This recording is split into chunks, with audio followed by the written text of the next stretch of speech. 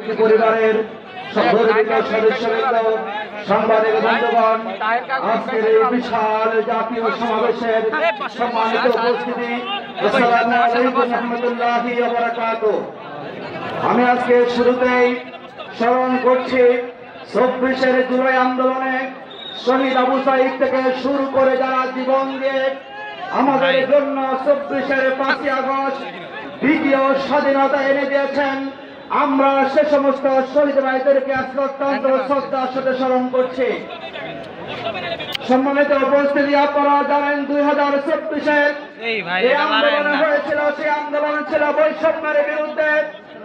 আমাদের দেশের ছাত্র সমাজ যখন বৈষম্যের বিরুদ্ধে রাস্তায় নেমেছিল, সেই আন্দোলনে ছাত্র শ্রমিক জনতা একাকার হয়ে জীবন দিয়ে লড়াই করে তারা সেই আন্দোলনকে সফল করেছিল।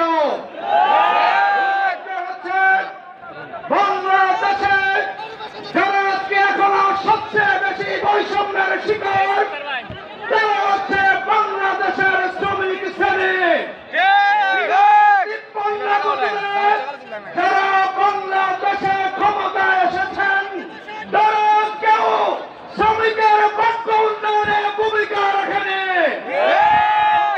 দেখেছি 2023 সালে মজুরি আন্দোলন করতে গিয়ে ওই প্রতিবাদী সরকারের নির্দেশে গাজীপুরে শ্রমিকদেরকে গুলি করে হত্যা করা হয়েছে।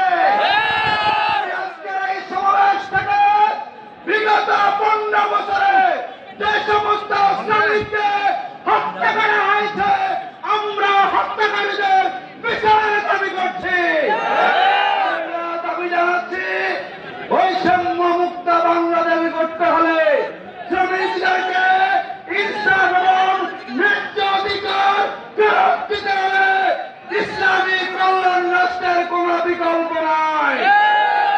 আমরা মনে করি, যদি বাংলাদেশের জামাত ইসলামীর নেতৃত্বে জামাত ক্ষমতা আছে, তাহলে শ্রমিকের ভাগ্য পরিবর্তন হবে।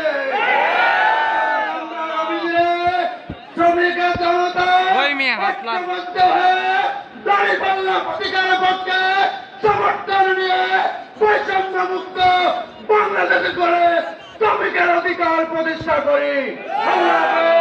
বাংলাদেশ জিন্দাবাদ, বাংলাদেশ জামাত ইসলামী জিন্দাবাদ, শ্রমিক কল্যাণ ফেডারেশন জিন্দাবাদ। আসসালামু আলাইকুম।